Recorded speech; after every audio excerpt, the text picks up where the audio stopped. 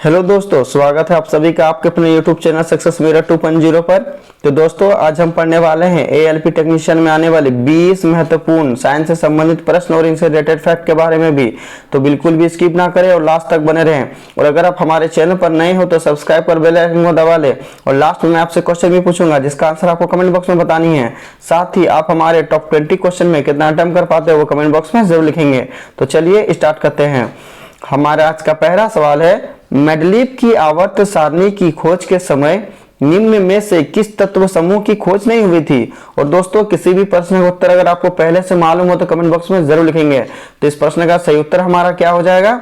Option number सी, उत्कृष्ट gas, जिसे हम लोग नोबेल गैस के नाम से भी जानते हैं। तो नोबेल गैस की खोज दोस्तों, मेंडलीव की जब आवर्त सारणी की खोज हुई थी उस समय इस तत्व समूह की खोज नहीं हुई थी। और दोस्तों, आपसे एग्जाम में पूछा जाएगा कि नोबेल गैस किस समूह में रखा गया है। तो नोबेल गैस को किस समूह में रखा गया है? तो 18वें समूह में नोबेल गैस को रखा गया है। और अगर आपसे अगर पूछा जाए कि नोबेल गैस की संयोजकता कितनी होती है, उत्कृष्ट गैसों की संयोजकता कितनी होती है, तो हमारा कितनी होती है दोस्तों? 0 होती है। ये पॉइंट भी आपको अच्छे से याद रखनी है। हमारा अगला सवाल है, पश्च मस्तिष्क में रक्तचाप, लार, श्रवण और उल्टी सहित सभी अनैच्छिक क्रियाएं किसके द्वारा नियंत्रित होती है? तो इसका सही उत्तर हमारा क्या हो जाएगा? ऑप्शन नंबर सी, मज्जा, जिसे हम लोग मेडुला बोलते हैं दोस्तों। मज्जा अर्थात मेडुला के द्वारा पश्च मस्तिष्क में रक्तचाप, लार, श्रवण और उल्टी सहित सभी अनैच्छिक क्रियाओं को नियंत्रित किया जाता है।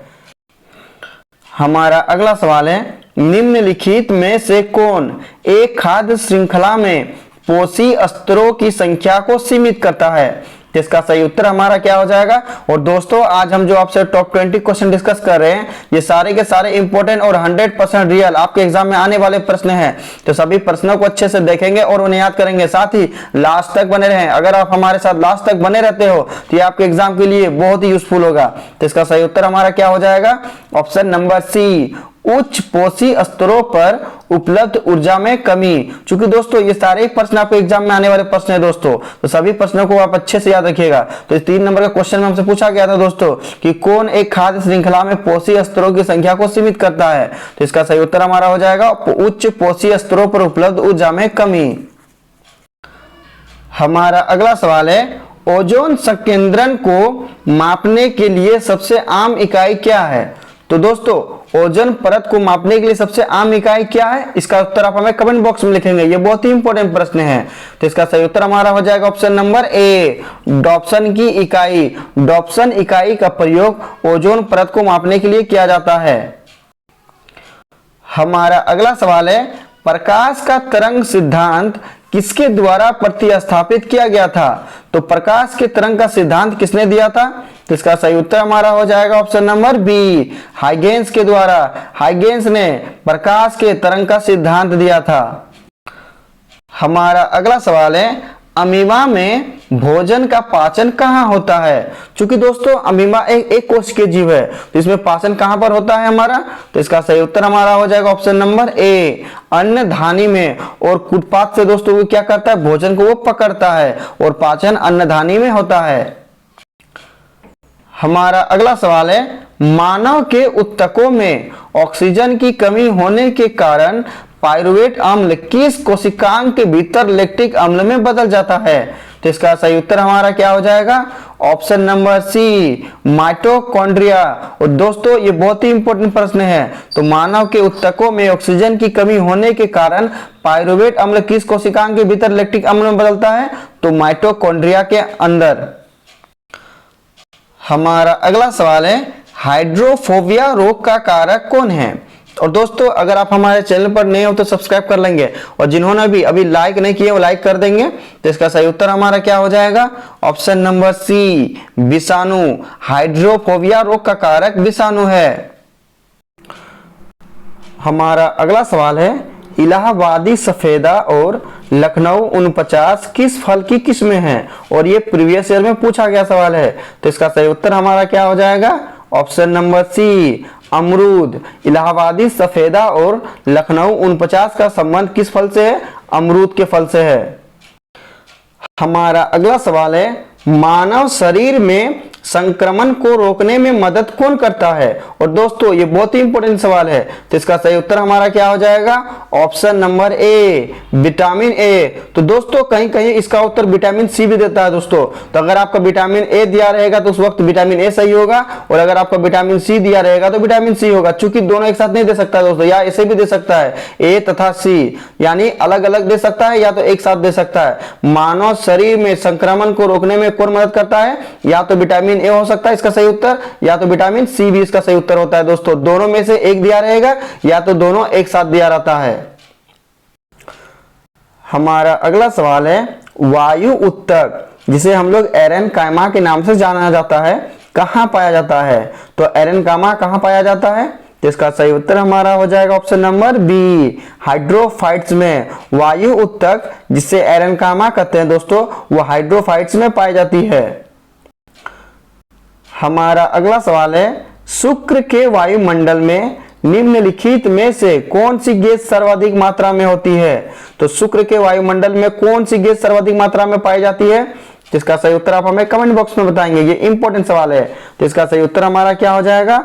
Option number D, carbon dioxide. शुक्र के वायुमंडल में कार्बन डाइऑक्साइड गैस की मात्रा सर्वाधिक होती है। हमारा अगला सवाल है, स्टेथोस्कोप ध्वनि के किस सिद्धांत पर कार्य करता है? और दोस्तों इसका सही उत्तर आप हमें कमेंट बॉक्स में बताएंगे। तो स्टेथोस्कोप ध्वनि के किस सिद्धांत पर कार्य करता है? तो इसका सही उत्तर हमारा हो जाएगा ऑप्शन नंबर ए, परावर्तन। परावर्तन के सिद्धांत पर स्टेथोस्कोप कार्य करता है। और स्टेथोस्कोप को किसने खोजा था दोस्तों? तो स्टेथोस्कोप को खोजा था लेनेक ने, ये भी आपको याद रखनी है। हमारा अगला सवाल है, यंग प्रत्यास्थता गुणांक का SI मात्रक क्या है?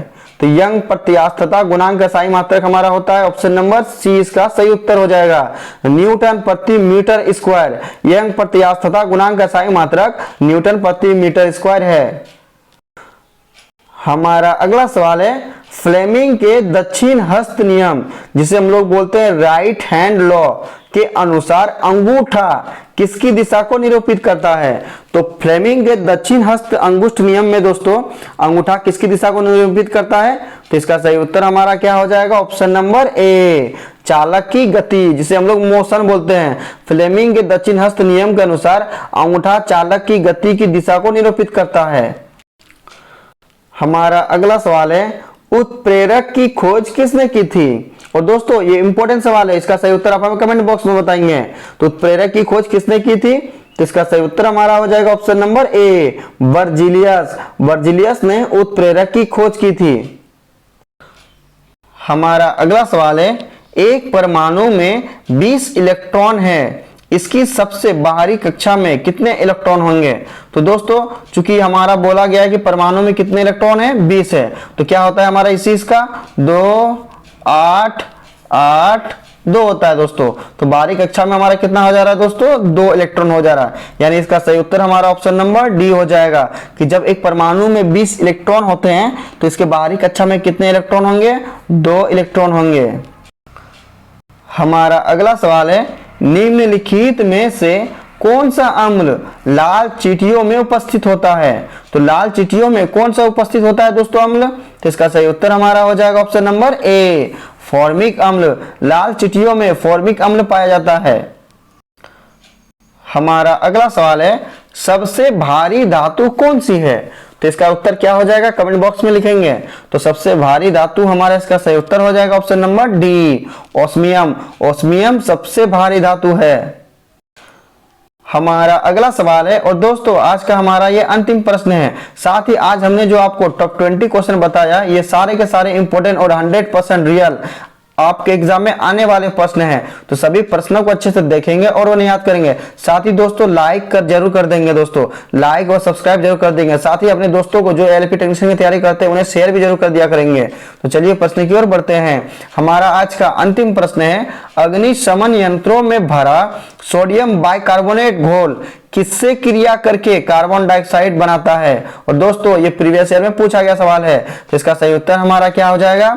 ऑप्शन नंबर बी, गंधकाल। गंधकाल से अभिक्रिया करके sodium bicarbonate carbon dioxide gas बनाता है।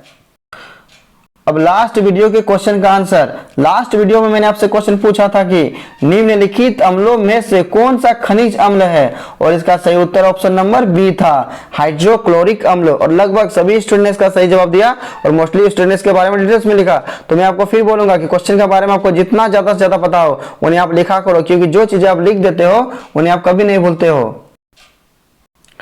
अब आपके लिए आज का क्वेश्चन है, तरन ताल वास्तविक गहराई से कम गहरा दिखाई देता है, इसका कारण क्या है? 4 ऑप्शन दिया गया है, सही उत्तर आपको कमेंट बॉक्स में बतानी है।